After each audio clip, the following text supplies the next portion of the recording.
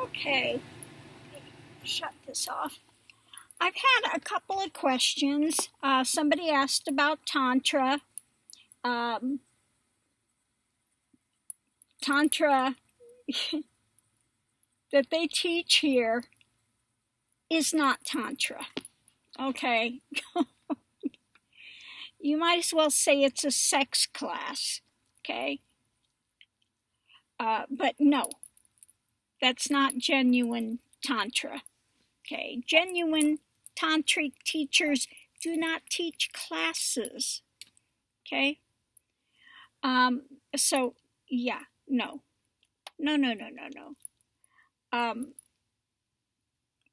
it used to be in the very old times when there was a tantric teacher, and what does tantra means? It's like the roof and the web. It's when something is woven, these threads are woven together. And basically, Tantra is the art of using everything in life to move forward in a spiritual path. That is a Tantra. Okay. A true Siddha master is one that's gone beyond the cities, not one that's trying to gather and collect them. Okay. So, there's so many mistaken notions here. In India, they think Tantra is black magic. It's not black magic either. Okay. Now, there are those that misuse things just as Satanists misuse the Bible. The Bible is not satanic. Okay. Tantra is not black magic.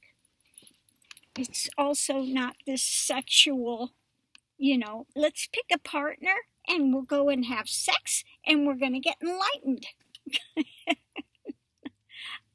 No. Okay. Now, old time tantric master, the time that sex was used, and they've taken this again big out of context. Okay. You had Brahmins. Brahmin is by birth. They can't even have, if a shadow of an untouchable touches their shadow,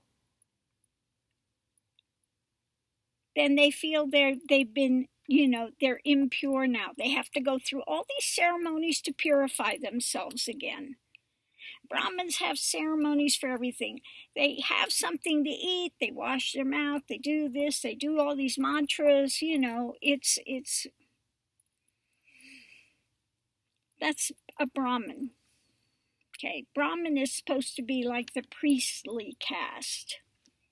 And it used to be knowers of Brahman, realized beings, were the Brahmins. Not anymore. They changed it.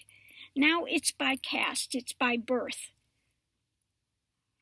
Caste system didn't used to be by birth. It used to be based on your proclivities. If you were a knower of Brahman, a realized being, then you were a Brahmin. But not anymore. Okay. Somebody got the brilliant idea of a caste system that's locked in place by birth. If you're this, your father's this, then you have to be that as well. Okay. So the caste system got skewed. So again, a lot of mistaken notions. Anyway, back to Tantra in the ancient times. Now, because the Brahmin is so anal, retentive about all of these, do's and don'ts, and, morning when the sun comes up, you're supposed to be out in the Ganges and doing specific mantras and this and that, okay? All those things are supposed to be done. And they are set apart as something higher, more elevated than anyone else. And especially the untouchables, okay? So what they would do, they didn't get to go to this tantric class and take a partner and have sex and enjoy it, okay? That's not what it was about. The tantric master would pick somebody that they were to have this union with. And the person, when it was a male Brahmin, it was an untouchable woman. In other words, it is a full-on assault of all his ideations that he's holding to. And he has to see this untouchable woman that if her shadow touched him, oh my God, he's impure now.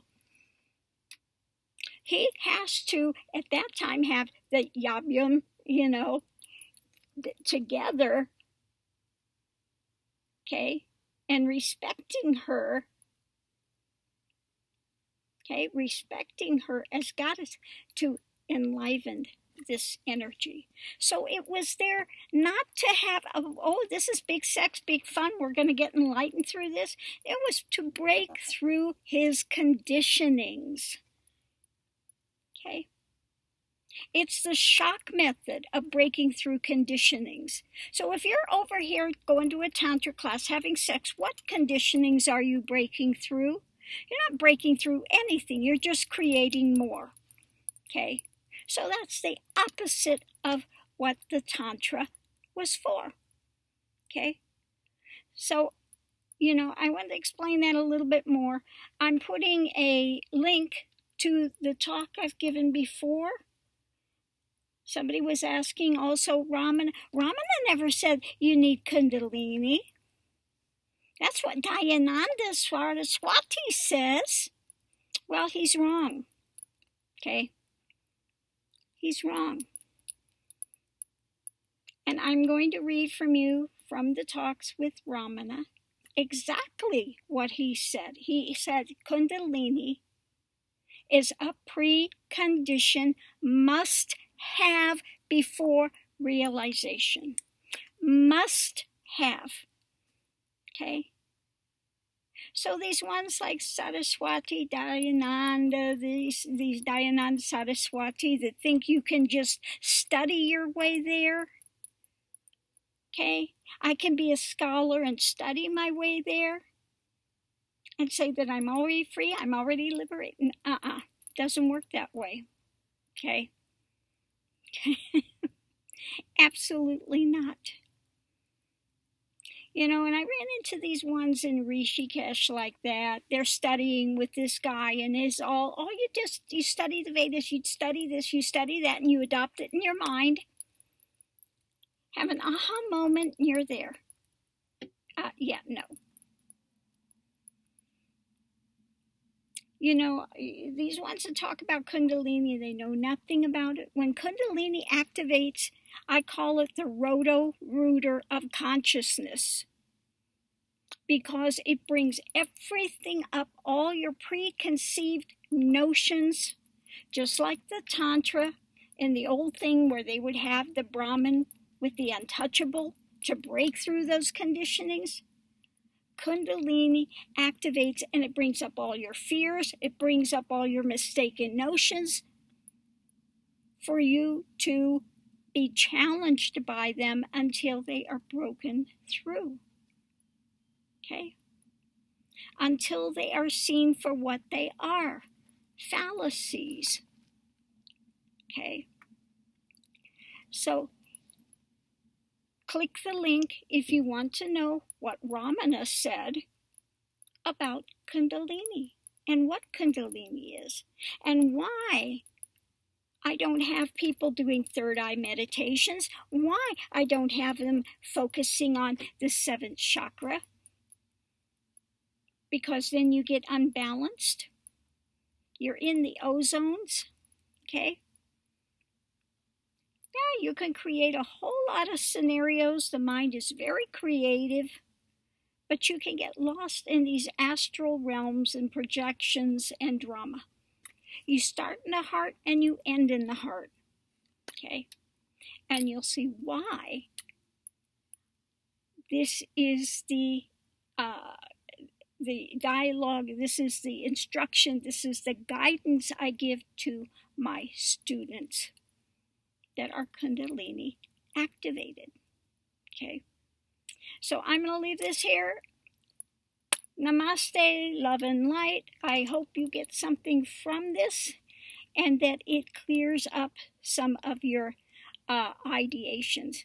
That's why I said you've got a bad translation. Okay. Yeah, you're better just to take that and throw it in the trash, really. I hate to be the bearer of bad tidings, but yeah. You know, this is why, what's his name? There were two Krishnamurtis. Well, the one is really UG Krishnamurti, you know, unclutch. He was just a nasty individual. Okay. Then the other Krishnamurti thought he could get there by talking. Thought he could get people logically to follow this line of thing but nobody became enlightened. You can't get there by talk. You can't get there by logic. You can't get there by those means. Now, he actually did have a Kundalini awakening that he went through. It was very difficult. And a lot of these ones, they do have Kundalini they go through. It's difficult, and they don't know how to teach it. They don't know how to give guidance for it. Okay, so they don't speak of it because it's a difficult journey. Okay, it can take lifetimes. Okay, it can take lifetimes. And once it's activated, there is no off switch. And 1 second you're in the body, the next second you're out of the body. Everything becomes heightened. You're seeing auras, you're seeing visions, you're hearing nadi, you're hearing the sounds, you know. So many things are happening. Okay? It's not something you do on a weekend.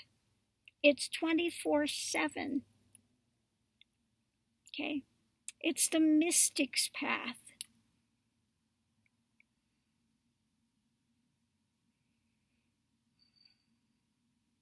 In my journey in this lifetime, it took 40 years. 40 years of very intense experience. Okay. So anyway, I'm going to leave this here for now. Love and light, namaste. The link to that video, if you're interested in it, is in the description. Click the link. It goes to my other channel. And you can put in about different subjects. And the talks I've given on those will come up. Okay. There's only 20 years of talks on there. On just about every subject you would want to find out about, and then some. Okay, so thank you for tuning in. Love and light. See you online.